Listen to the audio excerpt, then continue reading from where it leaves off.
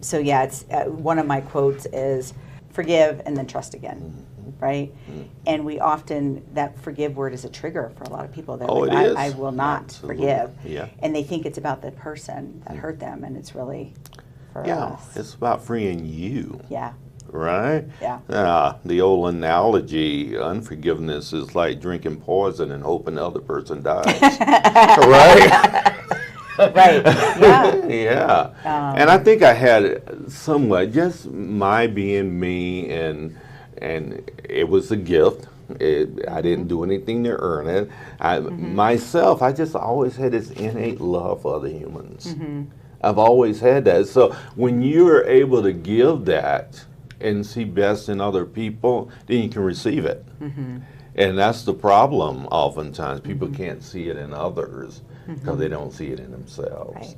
What does it mean to be authentic in your mental strength journey? We often think of authenticity as honesty, but it's more than just honesty. It's honesty with yourself, which takes insight. I get to interview someone today that has been on a long journey, almost 70 years old, and just looking back at all of the different choices in life and how that contributed to his mental strength. Hi, I'm Frank Sinclair. I'm the owner of Dream Again Business Consulting and the Be Encouraged Show with Frank and Lisa. I'm a 43-year Colorado Springs native. So Not 43 years old. No, 43 years I've lived here, yeah. Way older than 43. My son's 43, actually, yeah. So not 40, 43 years I've lived here in Colorado Springs, and I just love this area. I love it. Yeah. Yeah. And I'm super excited because we went, we talked a little bit before getting on camera, and you used the word authenticity, which is one of my words. Okay. So let's just go right there. When you say you appreciate when people are authentic and you try to get them into that place, and you won't even coach someone that's not authentic. Right. Tell me what that means to you and how you show up in your life with that. Well, to me it means, to the greatest degree possible, that they're in tune with whom they are as a person, why they are as a person, and why anyone should care. So those are the three elements to me that really kind of define how closely we are in tune with whom we are. Yeah. It's really So really, yeah, insight and honesty. absolutely. Not just, yeah. Yeah, insight and honesty. Yeah. And I try to portray that. That's the way I want to walk in my life. I want to be an example of that to other people. So with my family's permission, there is not very many Sinclair secrets. Are we going to get to hear some? Sure. Absolutely. Yeah. Well, where I usually start is because oftentimes, there's professionals with experience sitting at this table, right? So I like to start with, tell us about a time that you wish you had more mental strength and what was going on at that time in your life. Gosh, what a question, because there's so many of those for me. I'm an old guy and I've jacked it up so many times. It's like, right? Yeah. Well, I think one of the ones that come to mind is that I sabotaged my Air Force career. I did with the thoughts that I wasn't good enough, the background that I came from. I had voices in my head that would say all the time, you know what, Frank? They're going to find you out. You really don't deserve this. And I had become the second youngest person of my rank in the entire Air Force. And my movement was swift, and I'd done all kind of things. And that's when I was not. I look back now because we didn't have Dr. B's in my space, right? So I had to try to navigate it. And the way I navigated it was with anesthetizing with alcohol. For how long did you do that? Well, I did it. I lost my Air Force career at 8 years, 26 years old. So I was just coming back to Colorado Springs on my way back to Japan to marry my Japanese girlfriend. Thankfully for her, I never made it back to Japan. And I holed up in an old motel down on South Nevada for 3 weeks when I came back through because I'd had such a great time here earlier. And I ended up as a homeless guy on the streets here in Colorado Springs. Wow. Yeah. And when I integrated myself into the homeless community, I thought with all my heart that was specifically where I was supposed to be. So I just became one of the guys in the homeless space here. So I want to pause here for a minute because this is something that stirs up something in me because I have a family member who I believe, and this is a perception from the person who has tried to help, that he continued to make choices that got him there, right? But then, there's so many people that are like, oh, the poor homeless, poor meaning like they need help. And I poured everything into helping this family member, and they are still homeless. So as you're there in that community, because you self-proclaimed you became one of them. Oh, absolutely.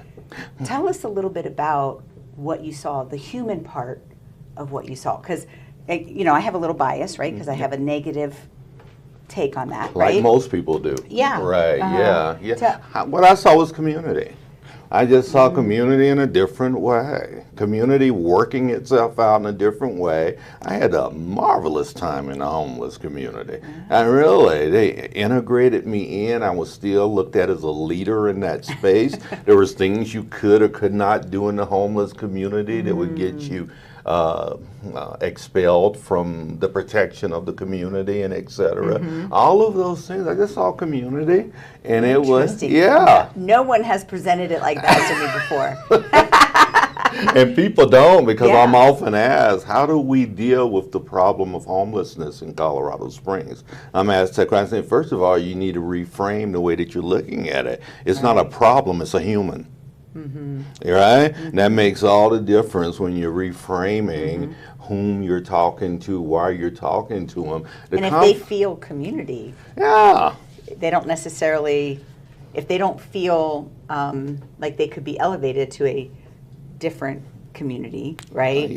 Or I wouldn't even use the word elevated. If we can't integrate into a different community, then because the dignity that every human deserves, homeless people deserve it as well. And I've never heard the people who talk about the problem of homelessness talking with a homeless person about the problem of homelessness.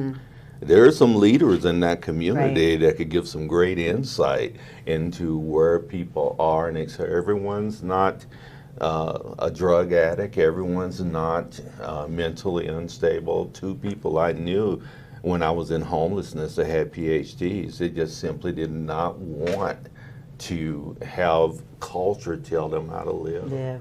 And the expectations. Expectations. Yeah. Which is what stresses us out. And we'll get to that.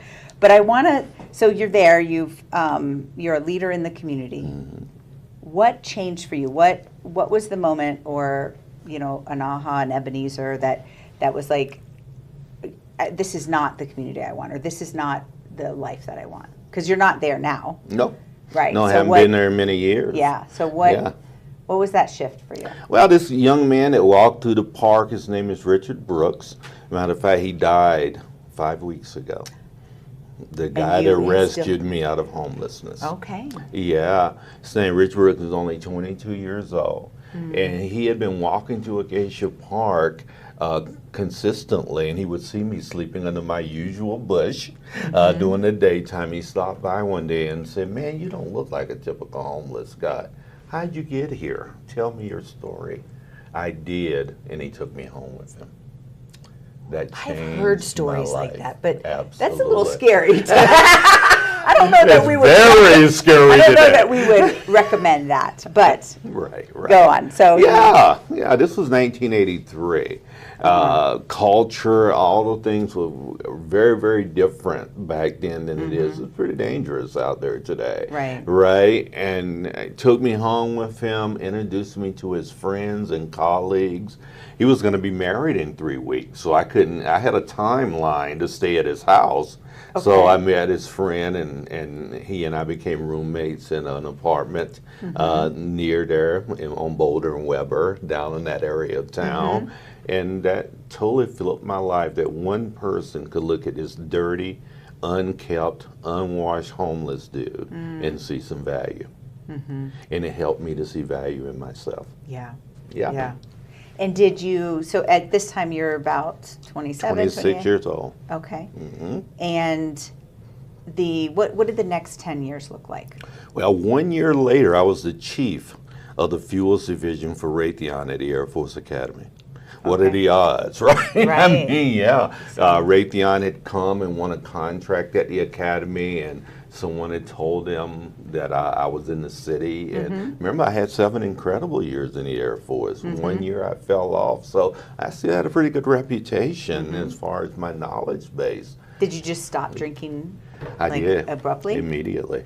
Okay. I did. Okay. And what would you say to someone else that might be in that situation? Drinking too much, making poor choices. Maybe they're not homeless yet, but they're, if they keep going down this road. Right. I would say find yourself a Richard Brooks. Find yourself support system. Absolutely, some people that believe in you. It wasn't contingent on me stop drinking for them to love me. Right? That wasn't a contingency.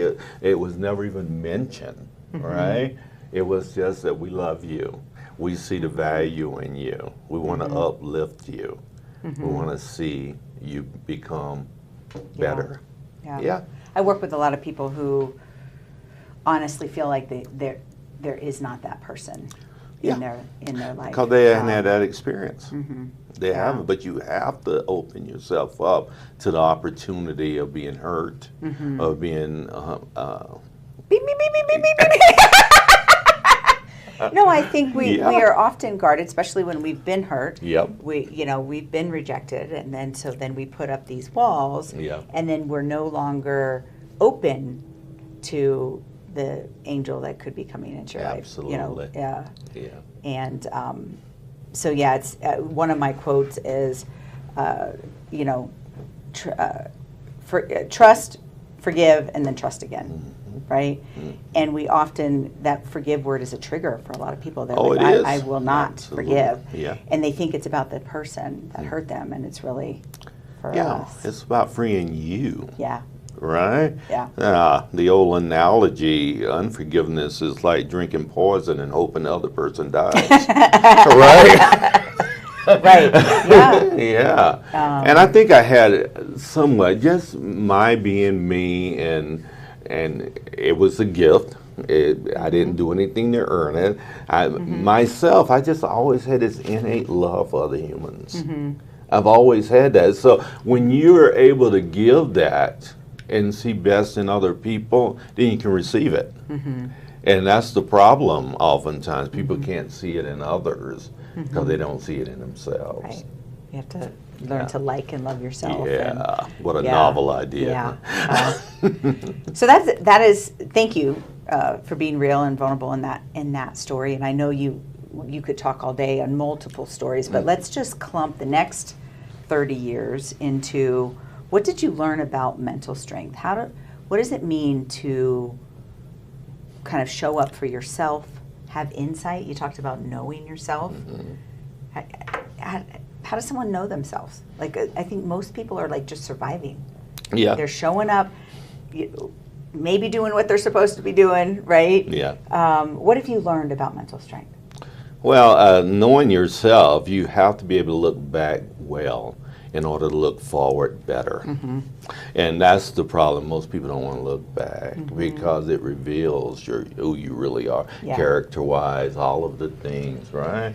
Yeah. And I had to look back and say, oh my God, Frank, you didn't have a whole lot of character.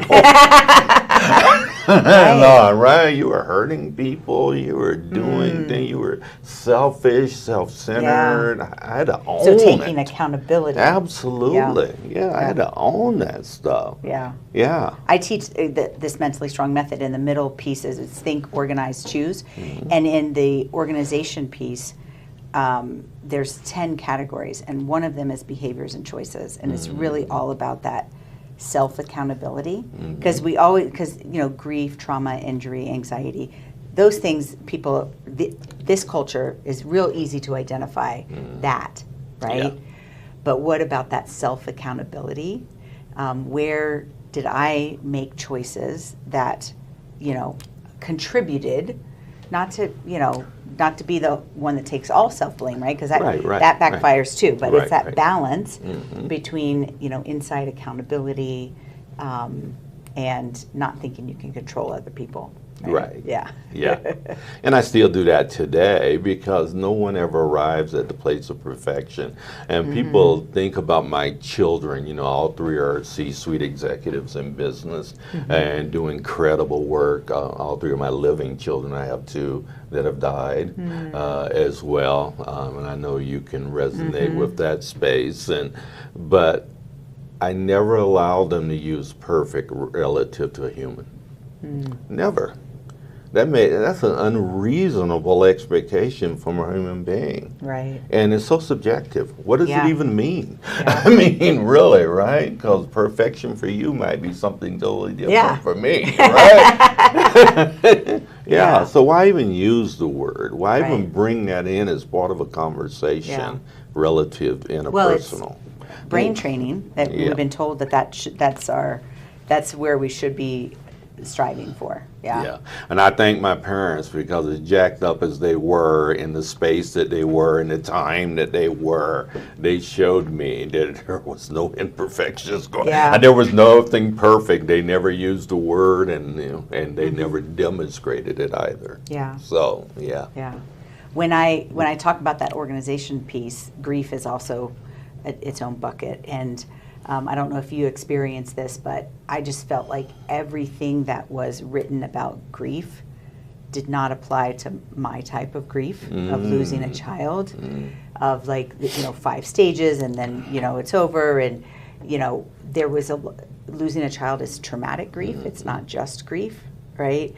So I'd love to hear your experience about kind of untangling some of the emotions and feelings that you went through while you were grieving. Yeah.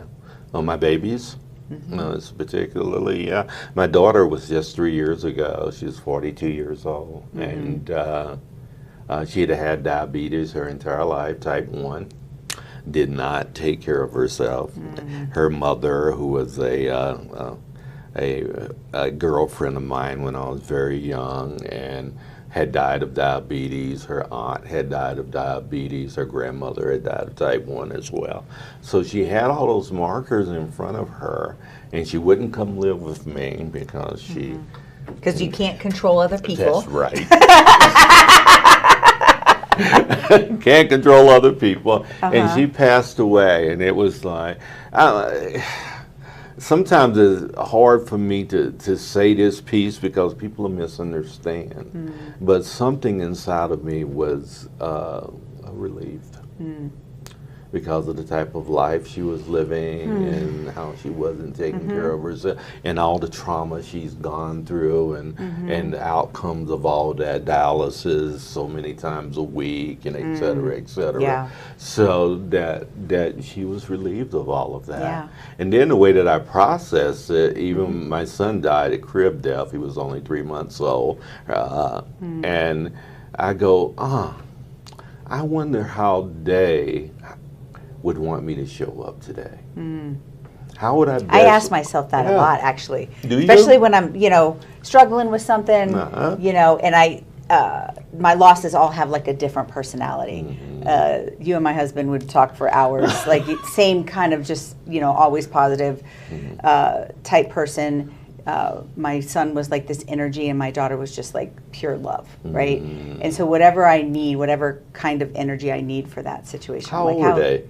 They were 17, 21, and my husband was 55 when he passed. Oh, your husband passed as well? Yeah. Oh, my. Yeah. Wow, young lady. So I understand a little bit of grief. Yeah, a little bit. But, and I think, it's important to be able to have some of those conversations, because people do get offended when you say things like relieved. Mm-hmm. And, they do. I experienced all of these different things, and the same with my husband. Like, he was uncomfortable, in pain. Mm-hmm. And, there is relief, and then there's guilt for feeling relieved, and then there's missing them, and then there's, and it's like you're going back and forth in those. And you used a word earlier, integration, and we don't talk about that enough in our mental strength journey. It's integrating that story, all the pieces of it, the good, bad, ugly, and integrating that into who you are and who you are becoming, because it's a journey. You also said, and that's one of my taglines too, embrace the journey. That's, Yeah, the greatest grief that I ever experienced, particularly in child raising, was going through a divorce. My first wife, Debbie, we were married 20 years. My youngest daughter, Bree, was still home. It struck her horribly. She became a meth addict at 16. From 16 to 22, she was injecting methamphetamine. And I can tell this story because she's given me permission to tell this story. But does it have a happy ending? Yeah, it does. She's the CEO.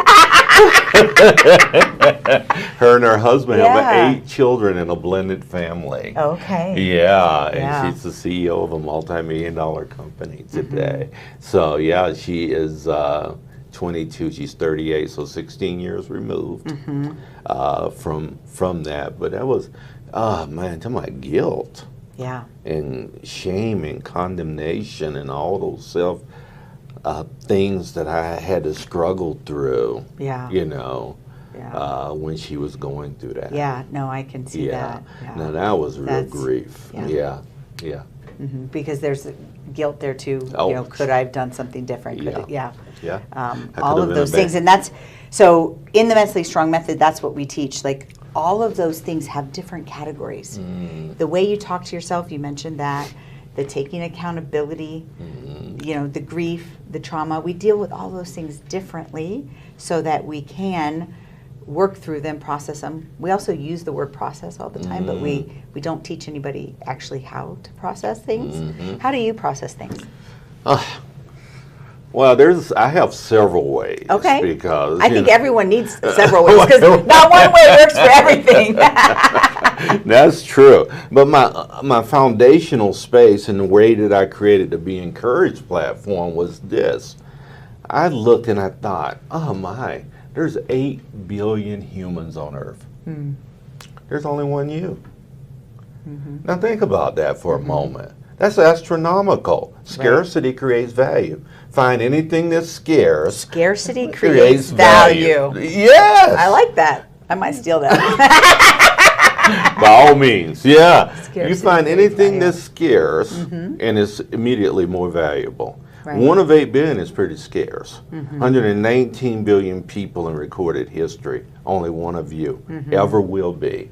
Right? So we are always trying to do stuff to make ourselves valuable instead of just owning how valuable we are and allow that stuff to accentuate our value that's already there. Right. And I think that's what humans do. Yeah. We do. That's why we work so hard and earn the degrees and do all of the things, because we think it's going to make us more valuable, more palatable to humanity, right? I'll tell you, we do this thing called a thought map, where we go and we dig deep at where these thoughts started. And almost everyone that I work with, their core negative belief is, I'm not good enough. Absolutely. Do you find that true? Oh, yeah. Comparison is the domain of fools. Comparisons. You got a bunch of little taglines. Don't you find that true? I'm not trying to offend anyone, but I tell people that. I say, look, you're making a comparison of someone else. There's no one that can compare to you. Yeah. You're one of one. Yeah. And you're amazing. Yeah. You're incredible just because you're you. Yeah. Now go add all that stuff that you can do that's really going to uplift humanity, because isn't that the point? Right. We want to be better so that we can make others better. Yeah. There is no other reason to do it. Right. Love it. We are so aligned. My next question goes like to your childhood. Like when you were growing up, what were kind of the negative and positive influences that make you who you are today? Because sometimes we, like you said, we got to look back. Yeah, we do. And pain creates purpose. Yeah. Yeah. And I know sometimes when I'm working through it, I'm like, well, I don't want to, my mom did her best. Of course she did her best. That doesn't mean I can't acknowledge. Yeah, that was hurt. Yeah. Yeah. So tell us a little bit about. The negative influence, watching my dad, and I'm not saying this to put him down, because he did do his best. He really did. But he beat my mother. That was an incredibly negative space for me, a head space that I played over and over, trying to navigate the interpersonal man-woman thing in my life that I didn't do well for so many years. So all of that really created some really bad head space for me that it took me a very long time to overcome. Yeah. I told my first wife, you know what, Debbie? I would have divorced me too. So that's also important to tell the audience, like, this is not something you just, do for a period of time. Like, you learn the skills and then you have to practice them over and over and over again. Oh, yes. Yeah. Oh, yes. Yeah. Yeah, we're so leaky, aren't we? So the next question has to do with faith and how your faith plays a part, because I think, especially in the mental health community, professional mental health community, it's like you can't talk about your spiritual health, and your mental and spiritual health are integrated. So I always like to ask my guests, like, how has your faith contributed to who you are? Oh my, it's been probably the biggest underlying piece of what forms Frank Sinclair today, because this young man not only brought me out of homelessness, but he led me into a relationship with Christ, which totally changed the way that I looked at life, my paradigm about life and everything. So that it's been, I have to ask the Lord many times, oh my, I sure do make you look bad. But I'm still showing up. I'm sorry, but I'm still showing up, right? Right. And I want to do right, and and many times I'm not. Yeah. So, but it leads and guides. My wife Michelle and I this year be our 20th anniversary. Okay. I was married to my first wife for 20 years. So you might as well just say your age, because everybody's like trying to add up the numbers. Like, I'll be 70 years old on September 10th. Yeah. So a lifetime of, multiple experiences of having to learn about mental strength. And you had said earlier, like, when you're doing your coaching and you teach about the journey. Well, give us a little nugget of wisdom about the journey of mental strength. Like, how do you help people be authentic, find that insight, look back, but choose forward? Well, story is the primary tool that we use to try to help people. Let's tell some story. It's funny because I have numerous coffee interactions every week with people one-on-one. I say, tell me your story. And they go, oh, well, I went to such and such university and I worked, and I said, well, that's your accomplishment. Right? I said, I don't want your resume. I want your story, because I'm not hiring you, right? Yeah. So what's your story? And they have such a difficult time, so then I tell them, right? And it gives them the freedom to be able to tell their story. So that's our starting point, because all of these outcomes and things that we're looking for, these strategic purposes and way forward, is mixed. It's missed, because you're in it. you're the reason that you can't incorporate these things. Right. So let's get to the real deal here, Yeah. right? Yeah. And once you embrace you and whom you are, then you can do these things that's going to create what, you get to define success for yourself. That's not my job. What does success look like for you? And we often let the culture define success. We do. Especially around mental strength, right? Yeah. We mentioned, the poster child for mental strength is David Goggins. Yeah. He And just that went really back does- in the military. Did you see I that? saw that, yeah. What a trip. It's like, calm down, bro. I Calm love down. that guy. 51 yeah. years old, went Yeah. back. Yeah. I did see that. Yeah. But not everybody resonates with that. No, And very few people. it's so what do you wish people understood about mental strength, like the common person? Yeah, that we're all jacked up. That's so overwhelming. Yeah. Right? We're all jacked up. And if you just own that, we're always trying to prove how not jacked up we are, right? We're always trying to prove that I'm okay, you're okay, everybody. No, we're not okay. Right. That's the underlying truth that we need to embrace. Yeah. And when we can get to a society where we know we're all just kind of screwed up humans just trying to make this thing work together, then we have more compassion, empathy, love, all the things that are necessary to make interpersonal work viable. Yeah. Yes. Yeah. Love it. Okay, last question. Okay. What are you currently learning on this journey? I mean, even at 69, almost 70, Yeah. you're still learning. Always. What are you always. currently learning? I'm just learning, boy, so many things. I think the real strength of a human being is them coming to a place of knowing how much they don't know. Gosh, there's so much I don't know about humanity. We're so complex. Aren't we? Yeah. We're incredibly Or are we really simple and we just make it complex? That's a very good observation, young lady. I don't know, sometimes. Yeah, well, all of the varying ways that we grow up to things what makes us who we are, etc. It just creates a complexity that we try to navigate too simplistically, I believe, at times, right? Yeah. And you don't have to be a doctor like Dr. B to get this. You just have to have an open heart, an open mind to say, you know what, I am willing to hear you. And I'm willing to create this safe space for you so that we both can flourish together. Yeah. When you And if we flourish. could if each of us could find a few people that we can have that kind of influence on. Yes. Yeah. What a wonderful place. Nice. This is why Yeah. you're doing such great work. Yeah, You're I love so it. This was great. Good job. Perfect. Thank you for watching. I'm Dr. B. I'm a psychiatric nurse practitioner with over 25 years of clinical experience, but as you've heard, I've actually had my own grief and trauma. I'd love for you to watch the documentary, which could come up next, but also I teach on mental strength. I not only have the professional credentials for that, but I've lived it and I continue to live it. So click the link in the description to learn about the Mentally Strong Method.